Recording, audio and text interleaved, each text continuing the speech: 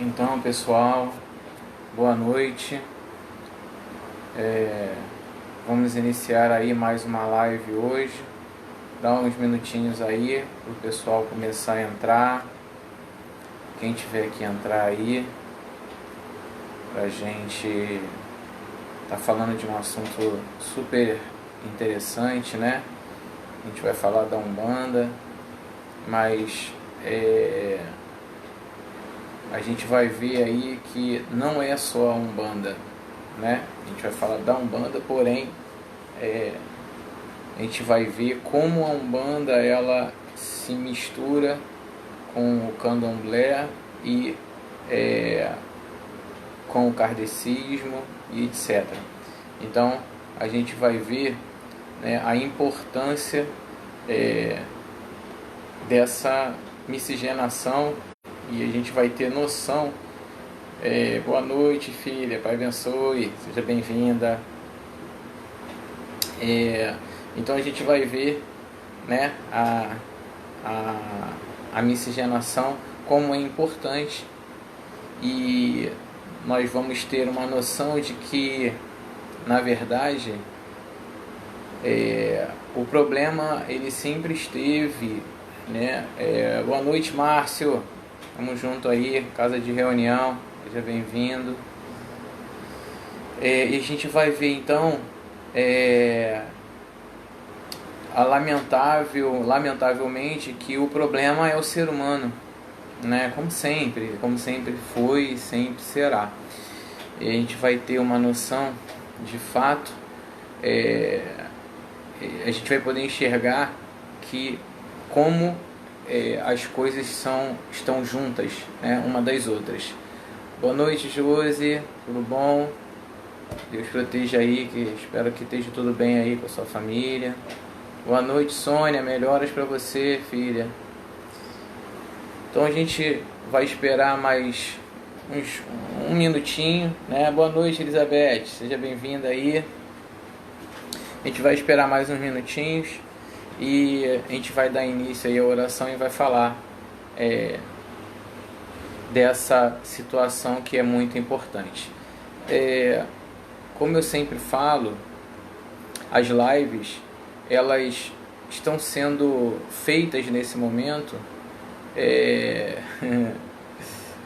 as lives estão sendo feitas nesse momento com o objetivo de levar, né, o conhecimento, um pouquinho só de conhecimento para as pessoas, porque às vezes as pessoas se sentem perdidas, né? Boa noite, meu amor, seja bem-vinda. Então, às vezes as pessoas se sentem perdidas, né? Por conta da falta de informação. Então, a live ela tem apenas esse objetivo de levar aquele conhecimento, né, o pouco que a gente conhece, para algumas pessoas, para poder abrir os olhos. Boa noite, filha, Pai abençoe. Para poder abrir os olhos daquelas pessoas que têm algumas dúvidas, tá bom? E essa live, esse vídeo, ele pode rolar por aí. Muitas outras pessoas elas têm a tendência a ver isso, como nas últimas lives, acaba tendo uma determinada visualização, e sempre, no entanto, na visão maior e objetiva de desmistificar muita coisa, né? E de abrir os olhos para determinadas pessoas, né? Como aproveitando essa quarentena, a gente não está podendo dar as aulas na casa espiritual, a gente, né, vai aproveitando a live. Então vamos iniciar para não ficar muito tarde e agradecer sempre a Deus, né, e a espiritualidade, a oportunidade de estarmos aqui mais uma vez juntos. Boa noite, Maria Helena, seja bem-vinda. Agradecer a oportunidade de a gente estar aqui juntos, né, mais uma vez, e de ter a oportunidade, né, a levar um pouquinho daquilo que a gente sabe para os nossos amigos que estarão assistindo essa live aí no futuro, tá bom? Então vamos à nossa oração e aí logo depois a gente inicia a live. Boa noite, Sebastião, seja bem-vindo. Então vamos à nossa oração aí de praxe, tá ok? Vou fazer apenas uma oração hoje para ser uma coisa mais rápida e dinâmica, para que a gente possa entrar logo no assunto, tá bom? Então, Pai amado, Tu que és a chave que abre todos os grilhões da ignorância que nos oprime, que és a porta aberta para onde entra o saber que redime e eleva. És o tacho onde ferve e borbulha o caldo da cultura. És a flor da qual na qual exala o perfume do entendimento. És a força que impulsiona o progresso espiritual em busca do alto. És a luz que clareia os caminhos escuros da ausência da cultura. És a verdade que institui e liberta. És o filtro que purifica a água bendita da sabedoria. És a fonte inesgotável do conhecimento que descenda. És a embarcação que singra os mares da inteligência e busca os pontos seguros. És o farol que ilumina o ignorante que busca o aprendizado. És, enfim, a árvore da vida. Bendito seja, Pai Todo-Poderoso, por nos guiar pelas sombras do desconhecido. Bendito seja a todos os nossos mentores espirituais e espíritos de luz, por nos guiar através do vale da fome e do aprendizado. E bendito seja a todos os nossos amigos e irmãos encarnados, pela liberdade que proporciona de quem a Ti se utiliza. Então, vamos procurar cada vez mais estudar para que nós possamos estar libertos das trevas da ignorância. Ok? Boa noite, filho, seja bem-vindo aí. Boa noite, Eleni, seja bem-vinda. Então vamos lá. A gente vai estar falando um pouquinho sobre a Umbanda e a gente tem que estar com a cabeça, com a mente muito aberta para tudo que a gente vai escutar aqui, porque o grande problema do ser humano é a limitação, né? E ele acreditar em uma verdade, né? Então, assim, a Umbanda, deixa eu ler um trechinho primeiro e aí a gente vai comentar, tá bom? Eu não vou entrar em muitos detalhes, porque senão vai ficar, né? Vai virar aula, mas vamos lá. Bom, eu vou direto ao ponto para a gente entender melhor, porque muita gente às vezes tem dúvida de como a Umbanda foi criada. E aí algumas pessoas elas se confundem, até eu lá no início, quando a gente, né, aquele iniciante, e eu não sabia de nada, então eu achava que a Umbanda ela tinha nascido do kardecismo, né, há muito tempo atrás, e na verdade não. Então a Umbanda não nasceu no kardecismo. A Umbanda ela teve a oportunidade de se manifestar. Boa noite, Rose. Pai abençoe, seja bem-vindo. Então a Umbanda ela teve a oportunidade de iniciar, se mostrar num centro kardecista, mas não iniciou, ela não foi criada a partir do kardecismo. Porém, ela tem bases kardecistas, bases cristãs e bases afro, né? Então, para isso a gente precisa entender. Então não faz sentido nenhum as pessoas ter essa dificuldade da aceitação. Por exemplo, o pessoal da Umbanda, a dificuldade de aceitação do kardecismo ou do candomblé, ou não aceita e tal. Então a gente tem que tomar muito cuidado com isso, porque a Umbanda ela foi criada no intuito de atender entidades que não eram bem-vindas para trabalhar aqui nesse plano em determinadas instituições, né? Não eram bem-vindas no candomblé e não eram bem-vindas no kardecismo. Então se instituiu a Umbanda por causa disso. Então esse foi o ponto principal da criação da Umbanda. E quem entidades são essas? Exu, caboclo, boiadeiro, preto velho, erê e tal, entendeu? Inclusive o próprio cigano, né? Inicialmente eles não tinham um culto próprio, então eles começaram a vir na Umbanda, mas a Umbanda ela não atende a necessidade do povo cigano de trabalho. Então os espíritos ciganos eles criaram uma linha separada para que fosse trabalhada separadamente da Umbanda. Não quer dizer que o cigano não pode trabalhar na Umbanda. Pode, tem muita Umbanda aí que, né? Então o cigano trabalha ali. Mas hoje em dia está cada vez maior. Hoje em dia está cada vez maior o crescimento do povo cigano num culto separado, né? Então está cada vez mais difícil de você ver o povo cigano trabalhar dentro da Umbanda de fato, tá? Então, por que tudo isso? Então aí você vê, se a gente falar algumas coisinhas, vocês vão ver aqui na leitura, a Umbanda traz muita coisa do kardecismo, entendeu? Porque ela tem o princípio dentro do livro dos espíritos, etc. Mas ela também utiliza várias coisas, por exemplo, do candomblé. Por exemplo, lá, então a Umbanda ela foi criada para esses espíritos. E aí o homem trouxe, vamos trazer o orixá para a Umbanda. É complicado, né?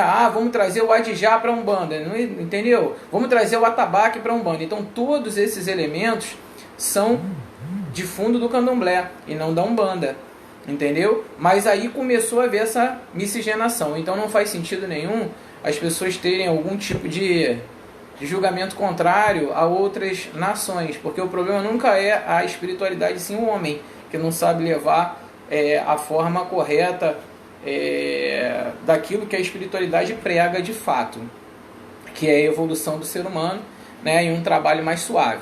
Então vamos lá. No dia 15 de novembro de 1908, o nosso amigo Zélio, né, muita gente já conhece, compareceu à Federação Espírita sendo convidado para participar de uma mesa. Vejam, ele não era membro de um centro espírita como muita gente acha. Ele foi convidado a participar daquela situação. Ok? Boa noite, Ana Paula, seja bem-vinda. Então, iniciados os trabalhos, né, manifestaram-se espíritos que se diziam índios, né, e escravos, ou seja, caboclos e xamãs, etc. E o dirigente pediu que eles se retirassem. E infelizmente, meus amigos, pasmem, isso acontece até hoje em determinados centros kardecistas. Então é lamentável, né, os dirigentes que em algum momento me escutarem, eles precisam refletir e estudar mais que a mesa kardecista, ela está ali para receber qualquer espírito. E um líder, ele é obrigado a escutar. Boa noite, Magda, seja bem-vinda. E um líder espiritual, ele é obrigado a escutar tudo aquilo que... boa noite, Andréia. Tudo aquilo que aquele espírito está ali querendo dizer ou se manifestar. Independente mesmo que seja um obsessor. Mesmo que seja um obsessor, a gente tem a obrigação de dar a voz, dar a palavra àquele espírito para que a gente, né, escute ali e aprenda e ajude de alguma forma. Então, nesse momento, o Zélio, né, sentiu-se dominado por uma força, né, ou seja, ele tinha acabado de fazer aquela incorporação e aquele espírito que incorporou nele perguntou por que aquelas entidades não tinham voz, né, ali naquele meio, o que aquele líder achava daqueles espíritos, eles achavam que eles eram atrasados, ou seja lá o que for. Entendeu? Então, por isso que nós temos que tomar cuidado. Então, eles perguntaram, né, ali aquela liderança perguntou, então, mas quem é que está falando? Quem é você? E aí, ele falou, se vocês querem um nome, eu vou dar um. Sabe-se lá se esse era o verdadeiro nome mesmo dessa entidade, que eu particularmente não acredito que era um nome verdadeiro dele. Mas ele se intitulou como Caboclo das Sete Encruzilhadas, né? naquele momento ali, era o nome que ele quis dar. Então, no dia 16 de novembro de 1908, na residência, né, do médium, do Zélio, esse mesmo caboclo estabeleceu normas de culto, cuja prática seria dominada sessão, e se realizaria para atendimento ao público, né, com a gratuidade, com passes, com desobsessões e etc. A esse novo culto, a entidade deu o nome de Umbanda e declarou fundado o primeiro templo para sua prática, com o nome de Tenda Nossa Senhora da Piedade. Ok? Então essa foi, de fato, a primeira casa de Umbanda. Boa noite, Reginaldo, seja bem-vindo, Pai abençoe, sua bênção, meu velho. Então, essa, na verdade, foi a primeira casa de Umbanda criada aqui, né, no Brasil. E aí vocês podem observar que ele não era membro do kardecismo. A espiritualidade, ela se movimentou para que ele chegasse lá, houvesse uma manifestação e tal, e aí ele começou a fundar isso na própria residência dele, tá bom? Então, após 10 anos, né, de incorporação, de movimentação, dessa Umbanda sendo criada, esse mesmo caboclo, ele anunciou que viria a segunda etapa, né, da estadia dele aqui nesse plano, que era a fundação de mais 7 templos que deveriam constituir o núcleo central para a difusão da Umbanda. E em agosto de 1939, essas tendas e suas descendências formaram a União Espírita da Umbanda no Brasil, com a finalidade de congregar os templos umbandistas e zelar pelas normas estabelecidas em 1908. Então, foi assim que a Umbanda foi criada. Então, a gente, às vezes, pode achar, não era nada. A Umbanda simplesmente se aproveitou daquele canal ali, e como ele viu que ele não teria voz ali, pelo simples fato da ignorância daquelas pessoas, mais uma vez eu falo, a ignorância do conhecimento, né? Então, por isso que a gente tem que estar sempre tomando cuidado, e não é porque eu faço live aqui que eu também sou o dono da verdade, não. Eu sou aí, só que eu procuro estudar, procuro ter alguma base, né, para eu poder falar alguma coisa. Não vou ficar falando nada de orelhada e alguma coisa, não. Então a gente estuda para ter uma base daquilo que a gente estuda em fontes seguras e etc. Então, para a gente tentar desmistificar, porque não adianta a gente tentar ir por um mesmo caminho e trazer toda aquela mistificação de volta, porque na verdade a espiritualidade aqui, ela quer isso, ela quer acabar com essa mistificação que muita gente traz, entendeu? Então vamos seguir aqui. Qual é a missão da Umbanda no mundo hoje? Eu escrevi uma partezinha aqui, vamos lá. A verdadeira missão dos guias da Umbanda é a caridade integrada, sem se limitar a este ou aquele plano, pessoa ou etc. Os espíritos que militam em sua falange entendem que a caridade consiste em livrar o homem dos sofrimentos de ordem espiritual, moral e material. Logicamente, né? Isso aqui que está escrito resume-se em trazer a conscientização para as pessoas. Então, você já começa a ver que um centro de Umbanda... Salve, Ana! Tudo bom? Boa noite. Seja bem-vinda. Então, você vê que não é uma coisa assim, a gente está falando de Umbanda hoje, e vocês vão ver que a gente vai falar do candomblé um pouquinho, não sei se vai dar tempo, mas também vai falar do kardecismo um pouquinho, você vê que vai estar tudo misturado. E depois a gente vai falar apenas em outras lives, enquanto a gente estiver na quarentena aqui, ou do candomblé, do kardecismo, ou do povo cigano e tal. Tá bom? Então vamos para os fundamentos da Umbanda. Bom, a primeira é a existência de Deus como onipotente, onipresente e irrepresentável.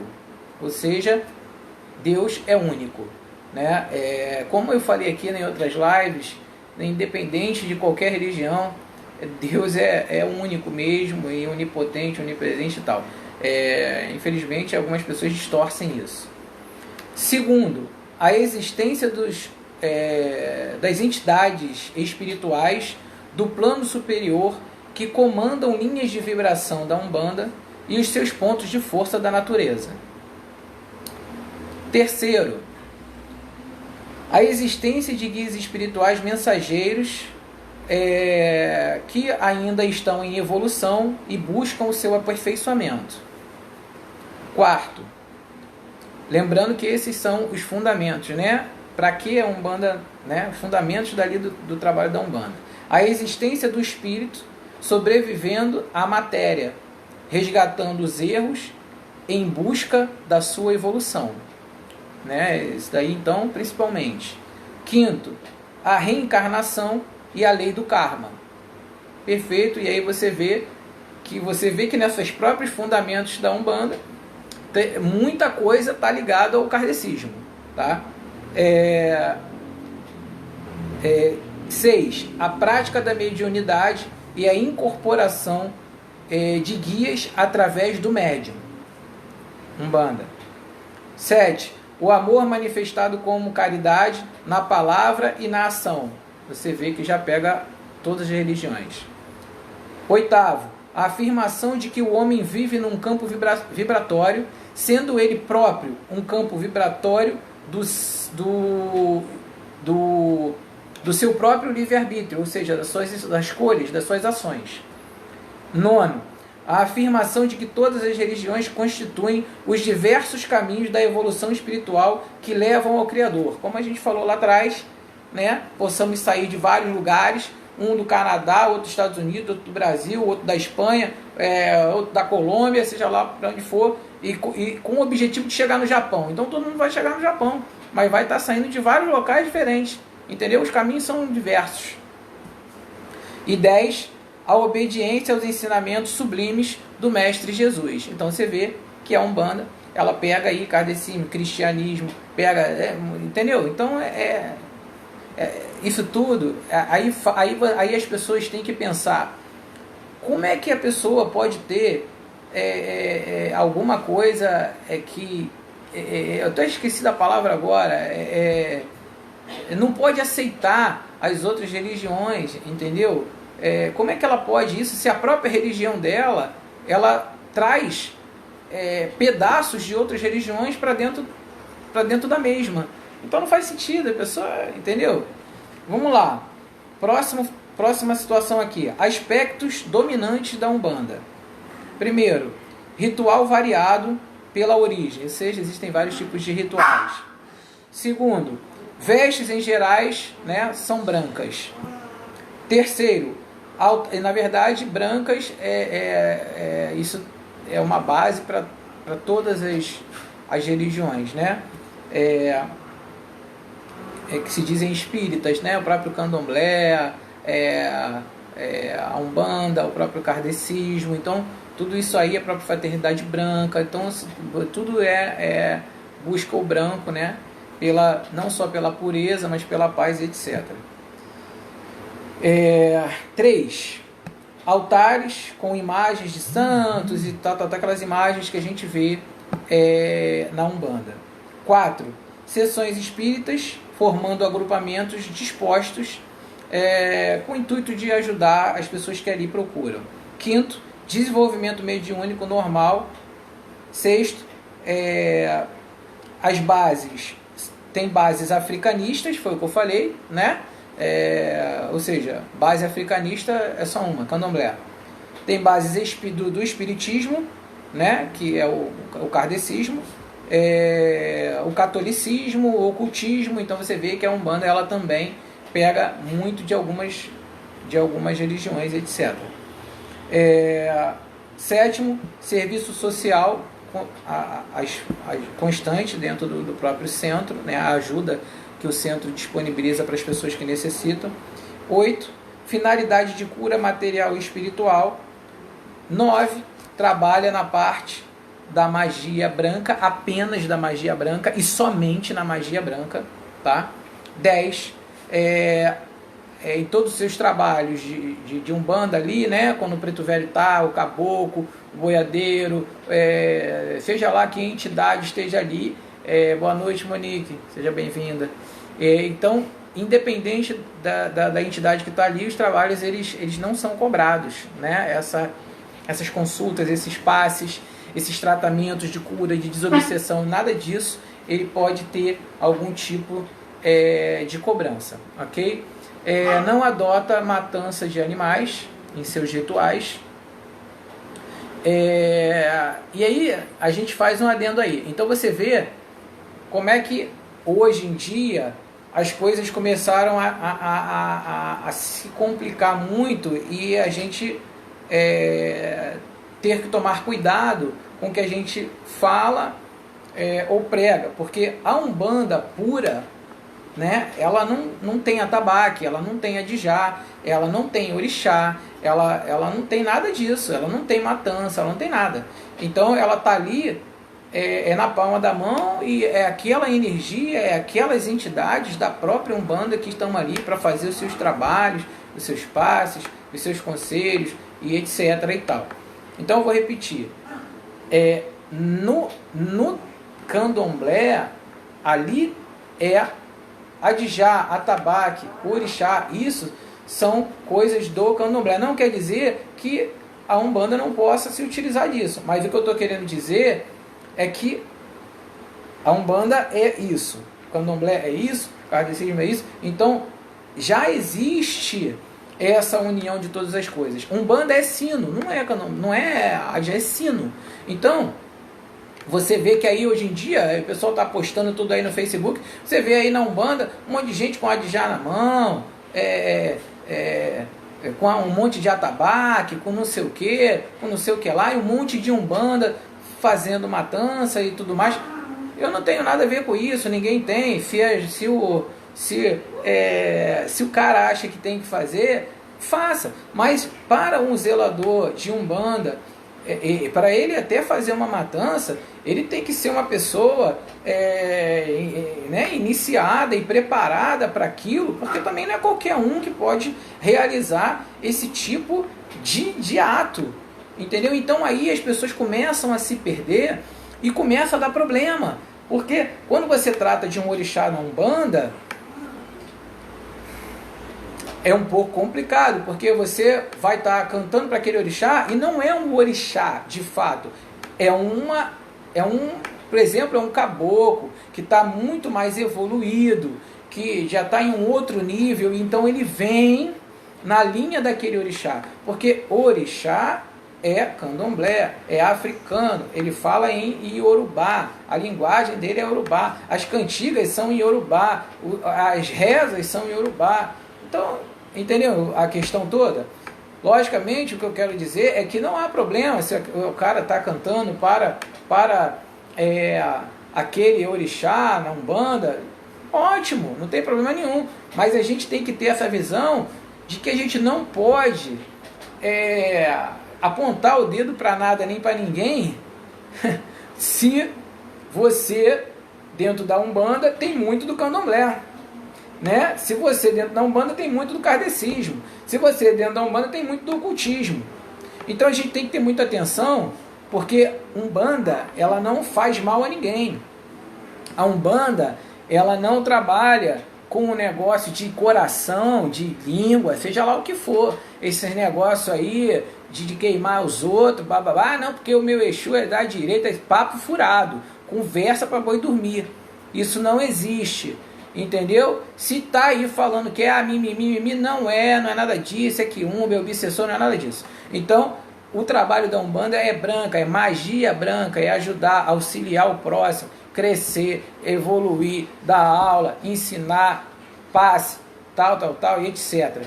O restante todo, mimimi.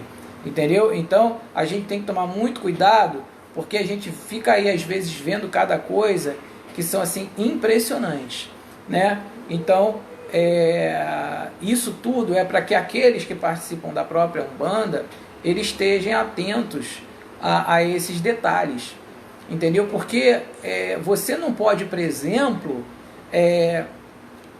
vamos dizer assim, fazer um assentamento de Exu e você largar de mão seu orixá para lá, né? Então aí começa a ter o problema, né, para essas pessoas da Umbanda, porque queira ou não, se você dentro da Umbanda tem um atabaque, tem um adijá, tem isso, tem aquilo, se você tem um corte de bicho, ferrou. Então você está atraindo as energias africanas, você está atraindo as energias de um orixá de fato, né? Só que o orixá não entende, não reconhece aquilo ali como um culto dele. E aí começa a dar o problema na vida das pessoas. Entendeu? Então, antes da gente chegar e o cara falar, tem que fazer acontecer, isso não é assim, a gente tem que tomar cuidado, porque simplesmente eu não posso chegar e assentar uma pombagira, um Exu, dar tudo para ele, e cadê o orixá, como é que fica? Né? Então é um pouco difícil. Então a gente tem que estar aí, como eu sempre falo, o intuito da live é levar a verdade, né? Não existe uma verdade, essa é a verdade na qual eu estudo, né? Se outros quiserem aí dar uma explicação, fiquem à vontade. Mas, como eu expliquei lá atrás, orixá, ori, cabeça, chá, força. É ele que manda na cabeça, então fica um pouco difícil. Aí tem uma pergunta da nossa irmã Magda aí, a Umbanda das 7 linhas existe? Existe um monte de igreja com um monte de nome. A Umbanda é uma só. Vai Umbanda disso, Umbanda daquilo, entendeu? Então, existe um monte de gente hoje em dia está indo na igreja, não sei o que lá. Igreja mimimimimó, igreja de Joãozinho, igreja do Jacarezinho, igreja da Mariazinha. Então, a Umbanda de não sei o que. Umbanda, a gente também pode abrir templos, né? Templo, não sei o que, templo lá, templo lá. Mas a Umbanda é uma só, é uma única Umbanda. A Umbanda, ela deu origem a todas essas coisas aí, né? Que as pessoas, elas vêm criando e etc. Entendeu? Então vamos lá. Fundamentos do médium na Umbanda, tá bom? Vamos ler aqui. O problema é que uma coisa se misturou com outra coisa e aí ninguém acaba sabendo realmente do que é o que. Exatamente, é o que eu estou falando aqui. Então, muita gente hoje em dia, antigamente, o candomblé, ele também não havia mistura, ok? Então, candomblé era uma... E a gente vai numa outra live falar o que é candomblé, a palavra, qual é o culto, o que significa e etc. Tá? Mas como hoje eu estou falando da Umbanda, mas o candomblé hoje em dia, ele também cultua, né, a Umbanda, porque viu a necessidade de se cultuar por conta desses espíritos, porque os filhos do candomblé, se o candomblé não abrisse as portas para cultuar a Umbanda, as pessoas teriam que sair, porque o orixá, ele não veio aqui nessa terra para trabalhar. E é isso que as pessoas precisam entender. O orixá, ele não veio aqui para trabalhar. Ele não veio aqui para trabalhar, ou para isso, ou para aquilo outro. E aí, mais uma vez, também, na própria cultura do candomblé, se perdeu muita coisa. Porque dentro da própria cultura, eles acham que o santo tem que fazer aquilo que eles querem. Como se o santo não fosse uma divindade. Ora, se o santo é uma divindade, por que o santo tem que bater cabeça para mim? É uma pergunta que não quer calar. Não é isso? O rapaz é Iaô, mas se ele está com o orixá, a minha obrigação mesmo, eu com o zelador, é bater a cabeça para o orixá. Porque orixá é divindade. E esse papo furado dessas mitologias do orixá aí, que não sei o que lá, que teve 1000 mulheres, que não sei o que, papo furado, tudo conversa fiada. Entendeu? Porque uma divindade não pode ter vivido aqui fazendo tanta besteira. Então eu não acredito nessas histórias. Não acredito em nada disso. Porque se for para acreditar nesse tipo de história, eu vou acreditar numa entidade dessa? Como? Não faz sentido, entendeu? Não tem sentido nenhum. Então, como uma divindade vira, o zelador, ou seja lá quem for, no mínimo ele tem que mostrar aquele devido respeito, aquela divindade, tem que botar o ori dele no chão, a cabeça no chão, para aquela divindade. Porque não é o orixá bater a cabeça para aquela pessoa. O que nós somos diante de uma divindade que não vem aqui, nem abre os olhos, não fala com ninguém? Sabe por que não abre? Porque o orixá, ele não quer ver o nosso plano de tão ruim que ele acha que é aqui. Sabe por que ele não fala? Porque nós não somos dignos de ouvir a palavra dele. Entendeu? Agora, o orixá falar comigo. Complicado, porque o orixá, ele só tem 1, 2 ou 3 pessoas na qual ele vai falar, e essas pessoas são escolhidas por ele, e são pessoas de extrema conduta moral, conduta ética, não pode fazer nada errado, porque quanto mais puro você é, mais pura você vai receber a energia daquele orixá. Você vai ter aquele orixá de fato do seu lado. Agora, tem um monte de conversa fiada, um monte de mimimi e papapá, entendeu? Então é complicado. Eu não gosto muito de falar nisso, porque vai entrar no mérito da questão e eu não estou aqui para, entendeu? Mas é complicado, é só vocês, ou seja lá quem assistir a live, faça uma reflexão. Então, Jesus vem aqui na Terra e porque eu sou Pai de Santo, ele vai bater cabeça para mim? Pô, como é que é isso? Então a gente trata o orixá como divino, né? Ou seja, ori, cabeça, ele está acima de nós, ele que manda, ele está acima da gente. Se ele vem à Terra, não fala com ninguém, não abre o olho, e não sei o que, e ele tem que bater cabeça para mim, que sou um mortal, fazendo um monte de besteira, pensando um monte de coisa errada, tendo meus erros, meus pecados. Caraca! Então é complicado, por isso que eu sou ovelha negra, entendeu? Porque é difícil, entendeu? Então não dá pra gente aceitar. Então, por isso que estude, busque a verdade, e a verdade vos libertará, entendeu? Nós precisamos só você, Elizabeth. Mas a gente precisa ser humilde. A gente precisa de ter mais humildade. A gente precisa ter humildade com todo mundo. E nós estamos aqui, é um processo. A cada dia que a gente vai amadurecendo, a gente vai tendo mais humildade. A gente vai entendendo mais as coisas. A gente vai vendo que nós não somos nada, que nós não somos ninguém. E aqueles que acham que são muita coisa, são menos ainda. Entendeu? Então, é muito lamentável isso. Eu não estou aqui para criar discórdia, mas eu estou aqui para trazer a verdade. Nós estamos vivendo num outro mundo, uma outra era, uma outra época. Entendeu? Então, eu cansei de falar assim, não, eu não vou falar para ninguém, eu não vou me expor, só vou falar com as pessoas na minha casa, porque as pessoas depois vão ficar achando isso ou aquilo de mim, ou pensando, eu não estou nem aí. Entendeu? Pode achar o que quiser de mim, porque eu estou aqui com a minha obrigação, o meu compromisso é com papai. Esse é o meu compromisso. É com os orientadores espirituais, é com os mentores divinos, espirituais. O resto, entendeu? Então, eu não estou preocupado o que o cara lá vai achar ou não vai achar. Entendeu? Exatamente, é isso que eu estou falando, entendeu, Monique? É difícil. Entendeu? Então, assim, e a gente quer moldar aquele orixá ou aquela entidade da forma que a gente acha.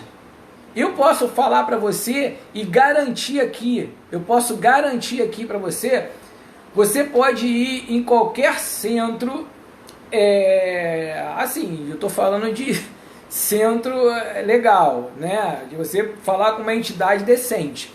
Então você pode perguntar a qualquer entidade. Vou dar um exemplo de um preto velho. Você vai lá e fala com o preto velho, meu velho, se o senhor quiser andar em pé, assim, né, normal, o senhor pode andar? Sabe o que ele vai te responder? Sim. Porque ele é um espírito. E nenhum espírito anda curvado. Nenhum espírito de luz anda curvado. Isso tudo é só uma questão de cultura. Entendeu? Então, isso tudo é uma questão cultural. Tudo bem, o preto velho vai vir, vai continuar andando assim desse jeito, ok, não tem problema. Mas se um dia um preto velho levantar e falar com todo mundo em pé, não estranhe, porque ele é um espírito, ele faz o que ele quiser. Entendeu? Então as pessoas criaram essa cultura. Quem criou isso aí foi o ser humano. Cria essa cultura aí e fala, preto velho tem que vir abaixado. Preto velho tem que andar de joelho. Fulano tem que andar assim. Fulano vem com o pé torto. Tá meio complicado. Entendeu? Ah, aquela entidade vem com o pé dobrado para trás. Como? Como? Entendeu? Como? Se vem com o pé dobrado, pode até vir, mas aí já não é um mentor, já não é uma entidade de luz, é uma entidade que está ali para ela desenvolver, para ela buscar a elevação espiritual. Entendeu? Então, muitas vezes, o Márcio aí falou, às vezes a entidade vem dessa forma só para eles distinguirem que aquilo ali é um preto velho. Mas não quer dizer, boa noite, mãe, atrasada, hein? Não quer dizer que ele é obrigado a vir assim, que nem o pessoal, Exu tem pé de bode, isso aí eu já falei aí, isso aí é uma coisa de... é difícil, entendeu? É muito complicado. Então, as pessoas chegam pro orixá e falam assim, meu velho, o senhor está nascendo agora, tem que bater cabeça para mim, o senhor tem que dançar assim, o senhor tem que fazer esse ato, o senhor tem que falar isso. Como assim? Como assim? Ele não sabe quem ele é? Então se eu perguntar aí, eu vou perguntar aí, por exemplo, Magna, qual é o seu nome? Tu não sabe qual é o teu nome? Tu não sabe o que você tem? Tu sabe? Então, como é que é isso? Entendeu? Eu leio muito sobre a religião, tanto Umbanda, Candomblé, e vejo poucas diferenças. Só, entendendo? Porque a maioria dos zeladores cobram tão caro por uma consulta ou trabalho. Consulta de Umbanda não é cobrada. Consulta de Umbanda é gratuita. Entendeu? Essa é a missão da espiritualidade aqui. Agora, a consulta com búzios, com oráculo, a consulta com oráculo, aí sim, ela é cobrada. Isso está dentro, né, até da própria lei de Ifá. Então a consulta com oráculo, ela é cobrada. Agora a consulta com o espírito, ela não pode ser cobrada. Então qualquer consulta que você vá falar com uma entidade é complicado, porque a entidade está ali para ajudar, para orientar, para doutrinar, para isso, para aquilo outro e tal. Agora, não para cobrar. Quem quer cobrar, pode cobrar, mas no oráculo. Vou jogar baralho cigano, vou jogar tarô, vou jogar búzios, vou jogar isso e aquilo. Aí sim, o oráculo é cobrado. Agora, as entidades, elas não podem cobrar se elas estão aqui para evoluir. A evolução dela está... a evolução, vocês estão me ouvindo bem? A evolução delas está ligada ao atendimento e à orientação que ela dá ao próximo. A consulta com a entidade não é cobrada. Deixa eu ver aqui o que você falou. Levar um maço de vela para o preto velho e tal. Sim, não é cobrada. As pessoas, elas podem até levar, mas também não é obrigado não. Entendeu? A pessoa pode até levar, se você pode trazer para mim um charuto, uma bebida, não sei o quê. Se aquela pessoa quiser. Se aquela pessoa não tiver, não puder, não quiser, ela não é obrigado a absolutamente nada. Porque o trabalho mediúnico, o trabalho do espírito daquele espírito que está vindo aqui para usar o nosso corpo, a nossa mediunidade, para evoluir a nós e a eles, obrigado, é justamente não cobrar. Então, como é que o espírito tem essa missão que foi dada por Deus, né? Essa missão foi dada por Deus. Eles têm que vir aqui para orientar, para ajudar a evoluir, a crescer, e eles vão cobrar por isso? Não tem como. Não faz sentido, não pode e tal. Não existe isso. Ah, tem que fazer um trabalho. Aí tudo bem, porque tem um monte de coisas que usa e tal. Aí não tem jeito, aí tem que, né, ter cobrança. Agora, se você vai passar por um trabalho do Preto Velho ali naquela hora, com uma erva, com isso, com aquilo, com charuto, com cachimbo, com não sei o quê, não, tudo isso tem que ser gratuito. Não tem, é a gratuidade que está ali, porque é aquilo ali que faz a caridade. Você está fazendo a caridade através desses trabalhos, senão não existe caridade. Entendeu? Acho que ficou bem resolvido aí. Eu sei que algumas pessoas vão querer até jogar uma bomba atômica em mim, mas o que eu posso fazer? Essa é a verdade, entendeu? Então a gente tem que estar falando a verdade aqui. A gente não está aqui para ficar com essa conversa fiada mais, entendeu? Então as pessoas têm que chegar ao momento delas, que eu espero que esse vídeo ele chegue até nos próprios zeladores, para que a gente mude a consciência, mude a cabeça, sei lá, entendeu? Não dá mais, entendeu? As pessoas, e o pior é que as pessoas gostam de gente assim, entendeu? Elas gostam do misticismo, daquela bagunça, aí a casa fica lotada, mas quando a casa dá aula, exige, cobra, aí tu vai ver que só tem 10, 15, 20 pessoas. Porque as pessoas não querem isso, elas querem ficar na baderna, no bunda lelê, naquela coisa. Entendeu? Então, vamos lá, leva quem pode, quem não pode, não leva. Verdade, com certeza. Mas vamos lá. Fundamento aqui do médium, né? A gente pegou aqui um pedacinho para vocês terem uma noção. Deixa eu ver aqui a hora. Ok. Legal, Eleni, parabéns. Isso já mostra que ele já é uma entidade que já está num outro nível, né? Já não está preso a determinadas coisas, entendeu? É complicado, né? Coitado do Zé, então, nossa, leva uma cada coisa, eu trabalho muito com o Zé também, é complicado. Mas vamos lá. Fundamentos do médium na Umbanda. O verdadeiro médium é aquele que vivencia o Evangelho. O Evangelho de quem? De Jesus, né? No coração, na alma, no espírito, na mente. Então não basta ser o veículo de entidades para que se considere médium na lei da espiritualidade. O médium tem que ser exemplo de abnegação, solidariedade e reforma moral. Ok? Tem que ser fiel à causa e também à casa, ou ao templo, seja lá como for.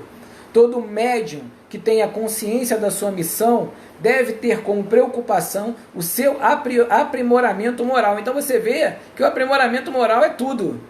É tudo isso que eu estou falando aqui. Como que você pode ter moral se você mente o tempo inteiro?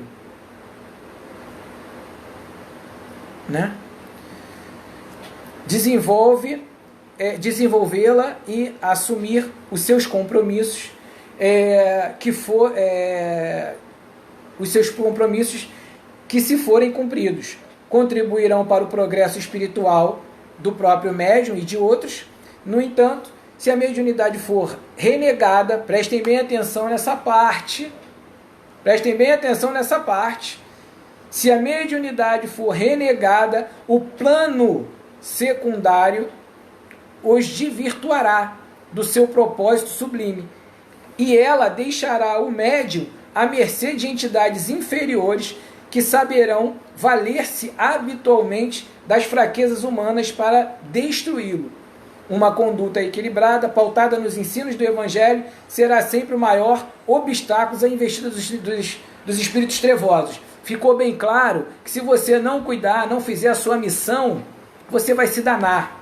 Essa é o ponto chave, entendeu? Porque você só se blinda, você só cria o seu escudo, sua armadura, quando você faz a coisa certa, se cuida da coisa certa. Agora, não queira, né, colocar a culpa.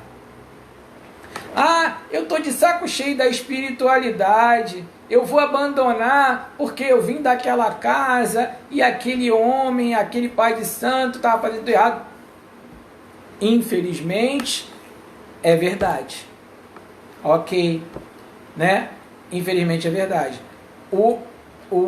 Alguns, né, não estudam, simplesmente criaram aquilo ali, a Deus dará, e estão ali praticando alguma coisa, entendeu? E aí acontece todo tipo de problema com aquele filho de santo, entendeu? Porque não tem uma aula, não tem desenvolvimento, não tem o dia do médium. Tem que ter o dia do médium. Então o médium está lá se doando, participando, fazendo, não tem um dia do médium. Como é que o médium sabe se ele está se ferrando ou não? Tem que ter um dia do médium. O dia do médium você consulta o médium, você trabalha o médium, faz o tratamento no médium. É esse que é. Entendeu? Dá aula e tal. Tem que ser assim. Entendeu? Infelizmente, muito lugar não é assim. E aí acaba que as pessoas têm muitos problemas. E aí quer abandonar a espiritualidade, como se a espiritualidade tivesse culpa de alguma coisa. A culpa nunca é da espiritualidade, sim do ser humano. Se não é sua, é da casa, né? Ou do dirigente da casa. Então, mas eu estou com um problema com meu irmão de santo. Dane-se o irmão de santo. Ele que vai tomar juízo. Cuide da sua vida, para que a espiritualidade, ela, né, possa caminhar fazendo a coisa certa. Você não tem que estar preocupado com ninguém. Tem que estar preocupado com você, com o seu crescimento, com o crescimento da casa e aí em ajudar o próximo. Muitas das vezes, aquele teu irmão também está precisando de ajuda. E muitas das vezes você tem que tomar cuidado, porque quem está precisando de ajuda é você. E aí você acha que é o teu irmão. Então, a gente tem que tomar cuidado. Agora, infelizmente, que tem um monte de casa assim, não posso fazer nada. Mas a gente não pode botar a culpa na espiritualidade. Pô, a espiritualidade não tem nada a ver com isso. A espiritualidade está aí. Mas todo médium vai perceber logo se ali é bom ou ruim. Entendeu? Então, por favor, vamos parar com essa mediocridade de falar que a culpa é do espiritual. Que a culpa é da espiritualidade. Não, não é. A culpa é sua ou daquela casa que está mal dirigida, ok? Deixa eu ver o que o pessoal colocou aqui rapidinho. Eu acho assim que quando a pessoa está precisando muito, passando por necessidades, o próprio jogo deve mostrar que a pessoa não tem condições. Sim, lógico. Mas naquele momento, não tem como acontecer isso, entendeu, Monique? Porque quando você vai ali, você já marcou aquela consulta, diferente quando você está falando com a entidade, entendeu? Então, aquele pai de santo, ou aquele zelador, o babalorixá, ou sei lá, entendeu? Ele não sabe, ele só vai ver no jogo depois.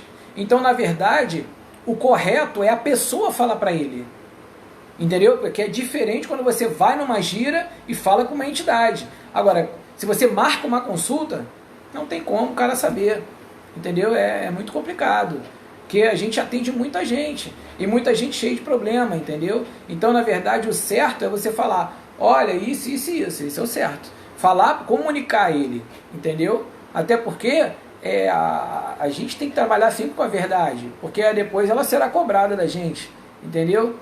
Vamos lá aqui, dia do médium é muito bom, o médium também tem um problema, fica doente, exato, então por isso que eu sempre faço o dia do médium, não tem como, a gente tem que ter o dia do médium, senão como é que tu fica teus médiums? Sim, a espiritualidade, ela sabe se a casa é boa ou não, no entanto, às vezes, como aquela pessoa não encontrou ainda, né, aquela pessoa não viu ainda, não se encontrou, não achou uma casa e tal, então a própria espiritualidade às vezes deixa ela ficar ali, entendeu? Porque apesar da casa ter problemas, ela vai servir para evoluir aquela pessoa de alguma forma, entendeu? Até que a pessoa ela encontre ou a própria espiritualidade dela encontre e dê a direção para uma casa melhor. Vamos lá, a espiritualidade sabe, o médium é que não reconhece porque talvez não tenha reconhecimento necessário para saber. Sim, exatamente isso. Então você vê como esse assunto de hoje é complicado. A gente falou uma parte legal, ou seja, ainda tem muito material, e aí você vê, deixa eu ver aqui a hora, faltam 5 minutos, né? Depois a gente vai dar continuidade, ainda tem muita coisa complicada e boa aí, muita coisa que vai dar assunto no que falar, né? Tem coisas assim importantíssimas para a gente dizer, né? E vocês veem como esse assunto é super interessante, é super necessário na vida de todo mundo. Então, por isso, ainda não, faltam 5 minutos para a gente acabar, mas é porque eu estou tentando acabar no horário para não ficar muito longo a live e o pessoal ficar meio achando chato. A gente ainda vai falar muito aqui sobre essa parte da Umbanda, porque a Umbanda, como eu falei, ela linka muita coisa, né? Não só uma religião, mas como outras religiões. Então a gente tem que tomar muito cuidado, porque às vezes até você falar assim na live, nós vamos falar de Umbanda, aí a pessoa, eu não vou assistir não, porque eu sou do Candomblé e vai falar de Umbanda. Mas engraçado é que, por exemplo, desobsessão, né, a gente também faz na Umbanda, né? Então é complicado demais. Então não existe, por isso é que a gente tem que respeitar e dar a César o que é de César. Então todas as religiões são importantes, seja a Fraternidade Branca, o Kardecismo, a Umbanda, o Candomblé, seja ela para for os ciganos e tal. Então cada uma delas tem a sua ação, né? Elas agem em determinado campo vibracional, entendeu? Cada uma delas tem uma missão. E aí o problema das religiões Obrigado, Rogério. Sim, verdade, é muito amplo, mas a gente vai devagarzinho. Entende? Quando a gente já está aqui na quarentena, então a gente vai devagarzinho, entendeu? Mas a gente tem que tomar cuidado, porque na verdade o ser humano é que ele mina essas religiões, entendeu? Então o intuito da gente de repente reunir todas as religiões, como eu acabei fazendo, é justamente para provar que nenhuma delas é melhor do que a outra, que uma depende da outra. Não tem como, porque uma trata de uma coisa, outra trata de outra coisa, é impossível, entendeu? Então não tem como. A parte da ancestralidade consanguínea, ela é tratada, né, no kardecismo. A parte da ancestralidade aí que persegue a gente pelos erros passados, ela é tratada no kardecismo, entendeu? A parte de financeira, de amor e tal, ela é tratada no povo cigano.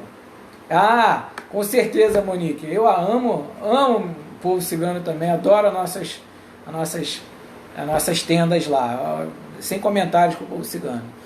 Então, assim, e aí você vai vendo, né, que cada um, então você vê a Umbanda, ela trabalha com uma miscigenação de muitas coisas, na cura, na desobsessão, então ela trabalha com muitas coisas também, mas ela não trata da ancestralidade, mas não trata de determinadas coisas, entendeu? O orixá não tem como, só é tratado no candomblé.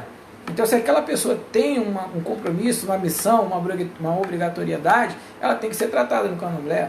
E o candomblé, ele tem que parar com isso, os pais de santo, ele tem que parar com isso, de achar que eles têm que fazer coleção de filho de santo, entendeu? De todo mundo que bate lá tem que ser raspado. E candomblé não é isso não, candomblé não é isso não, tá? Candomblé candomblé. Oi, Eliette, Pai abençoe, obrigado. Candomblé, o orixá, ele tem que falar para o zelador que ele quer ser feito. A gente tem ali Ifá, ok, tem ali o jogo, mas isso é a minha opinião pessoal, cada um que mexa a sua panela, né, como sabe ou como quer, não tem nada a ver com a vida de ninguém, nem com o que faz nas suas casas, mas a gente está ali para cuidar do orixá, e o orixá não tem que nascer na cabeça de todo mundo não, porque ele já está ali. Então não é todo mundo que tem que ser feito, apenas as pessoas que têm cargo, que tem que abrir uma casa de axé, ou seja, aí tem que ser feito. Mas é o orixá que vai te dizer, é ele que vai bolar na sua casa, entendeu? Não é você que vai ficar fazendo pressão para a pessoa entrar. Se o orixá é divino, e a gente já viu muita gente bolar por aí, então que ele bole também e fale, olha meu pai, eu quero ser iniciado na sua casa.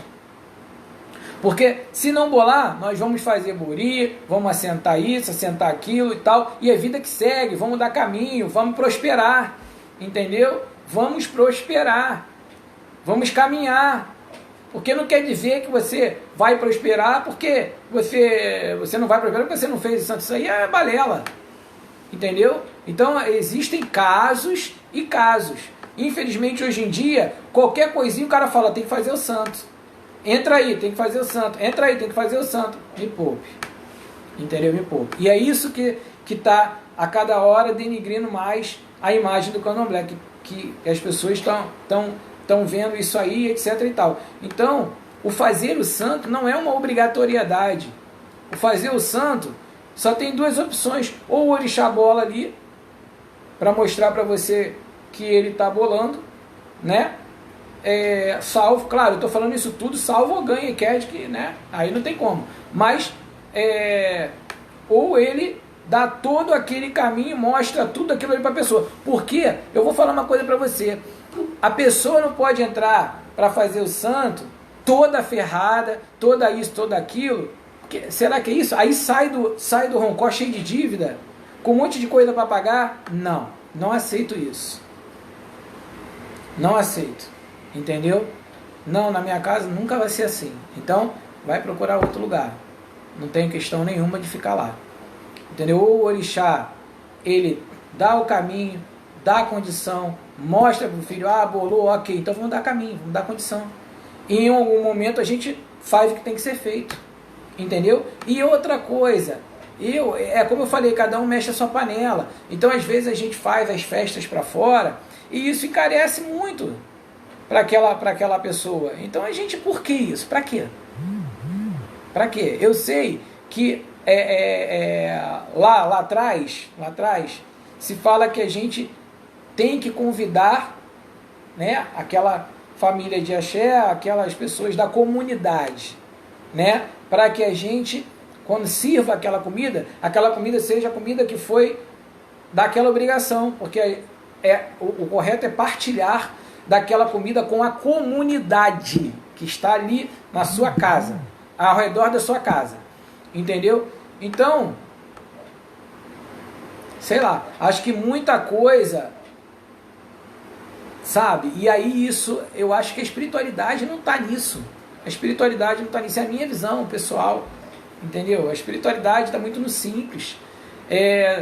Ok, a gente faz lá a festa cigana, a gente, se você tem dinheiro para colocar sua roupa, ótimo. Se não, vista o branco.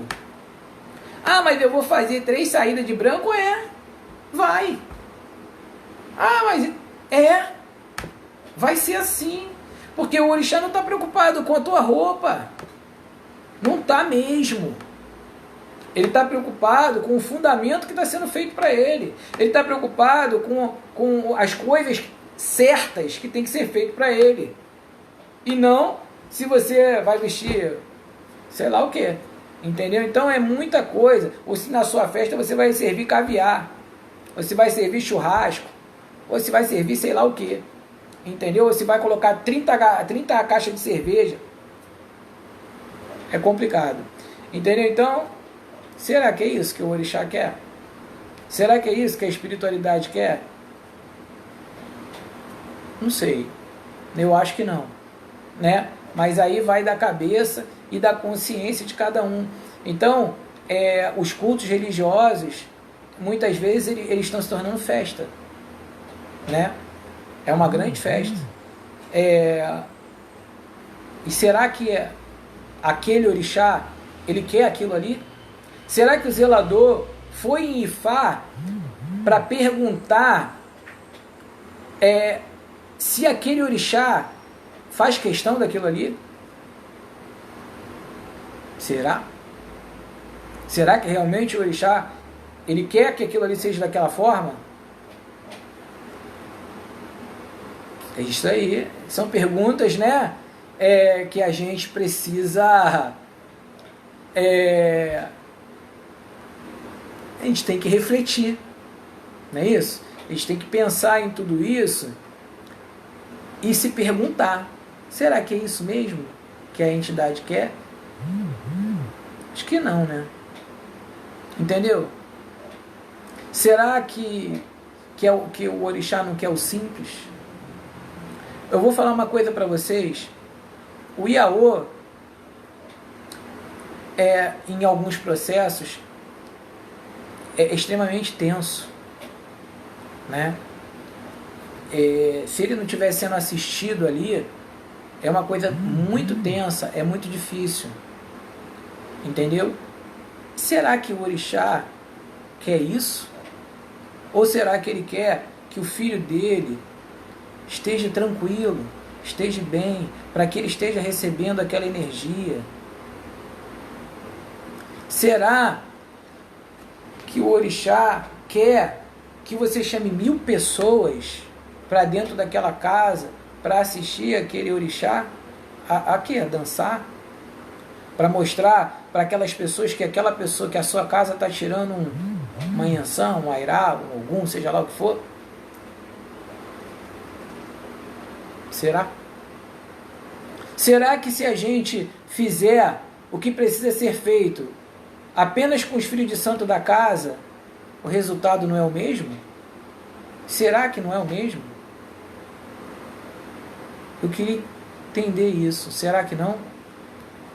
Será que o orixá tem alguma diferença em a gente fazer o que tem que fazer com as pessoas dentro da casa?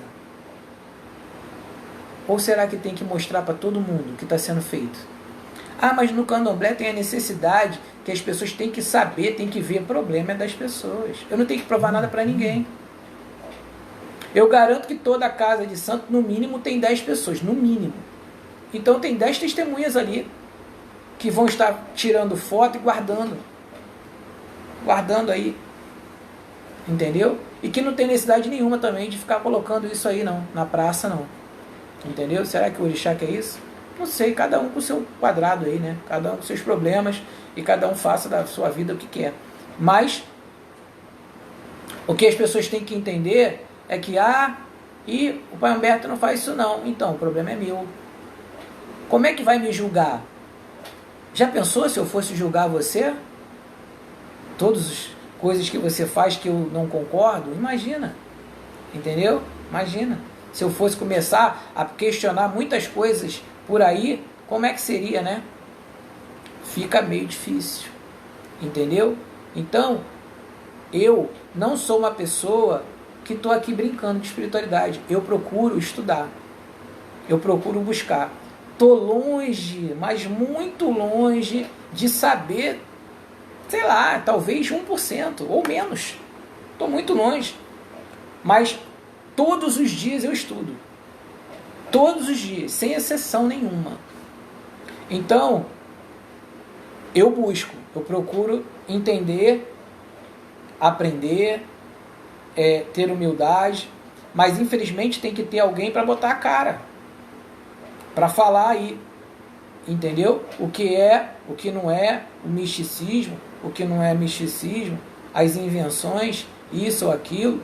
Então a gente fica ali dentro de uma coisa falando assim: ai meu Deus, eu não sei dançar, ai meu Deus, eu não sei isso, ai meu Deus, eu tenho que ter um ato assim, assim, assado. Cara, me poupe, Pelo amor de Deus, me poupe, cara. Será que é isso mesmo? A espiritualidade é exatamente isso? Será que é isso? É dança? É isso? É ato? O que isso vai te enriquecer? Para fazer bonito para as pessoas lá de fora olhar e falar assim, caramba, aquele orixá dança muito. E todo o estresse que aquele Iaô viveu por conta de tudo isso. Eu, sinceramente, minha visão não é essa. Eu discordo totalmente disso. Eu acho que as coisas têm que ser livres. E sim, se você quer fazer, faça internamente. Se quer convidar alguém, convide. Se a pessoa vai, ótimo. Se não vai, azar. O problema não é seu e nem da sua casa. O problema não é de ninguém, porque talvez aquele orixá não quisesse que ninguém fosse.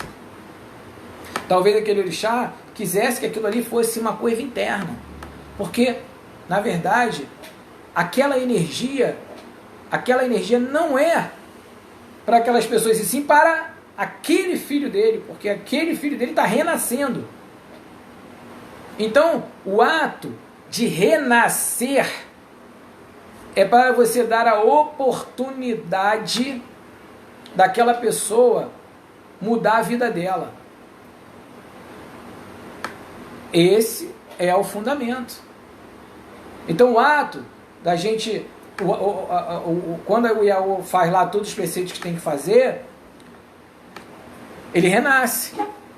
Então, ele renasce e ele fica recolhido um determinado tempo, porque a terra recebe aquele sangue, aquela energia, e identifica que aquela energia ela se extinguiu da terra. Ela não existe mais aqui na terra. Então, aquela pessoa fica recolhida, o roncó é como se fosse um local onde fica coberto, e aquelas entidades perseguidoras do passado, disso, daquilo, elas deixam de perseguir, porque elas vão ficar durante 7 dias te procurando. Quando se passar os 7 dias, aonde a Terra recebeu aquela energia, vão identificar, ó, o cara morreu mesmo, ele não está aqui, vamos embora. Elas voltam, entendeu? Para esperar o seu espírito reencarnar para te perseguir novamente. Então isso é uma coisa que a gente engana aqueles perseguidores. Só que aí as pessoas saem do roncó e saem fazendo uma porção de besteira, bebe, não sei o que, não faz o resguardo, tal, e aí não adianta, aqueles perseguidores voltam tudo, porque vão te encontrar novamente. Então quando você renasce por uma oportunidade de uma vida melhor, de ser uma pessoa melhor, de ser uma pessoa diferente, de ser isso, de ser aquilo outro. E nada a ver do que esse monte de porcaria que as pessoas falam. Entendeu? Nada a ver. Então, aquilo ali é um momento seu da sua entidade, do seu orixá e daquelas pessoas que estão ali te ajudando. Simples. E mais nada. Então as pessoas complicam muito. As pessoas querem muito status. Quer falar isso. Não, bota pra dentro. Eu não quero saber. Na minha casa, tudo que eu puder fazer para não recolher ninguém, eu faço. Entendeu? Por isso que eu cuido de todas as áreas. Vamos cuidar daqui, dali. E não vamos, entendeu? Vamos por aqui, por esse caminho. Porque 90% não tem necessidade. Mas, enfim, né? É complicado. Então é isso. A gente já falamos, né? Falamos bastante aí hoje. Acabamos falando até da parte do candomblé também. Sei lá, acho que isso aí é bastante complicado nas coisas que foram ditas, mas infelizmente a verdade é essa. E como eu falei, cada um mexe a sua panela, uns mexem para a esquerda, uns mexem para a direita, uns mexem para frente, para trás, um para um lado e para o outro, e não me interessa. Se você faz na sua casa para um lado e para o outro, é problema seu.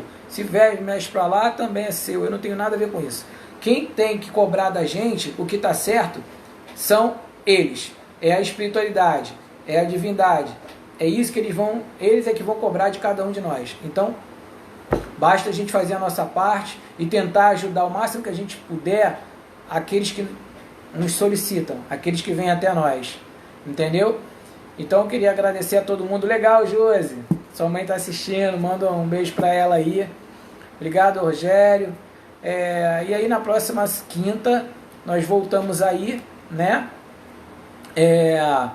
Voltamos aí na continuação dessa live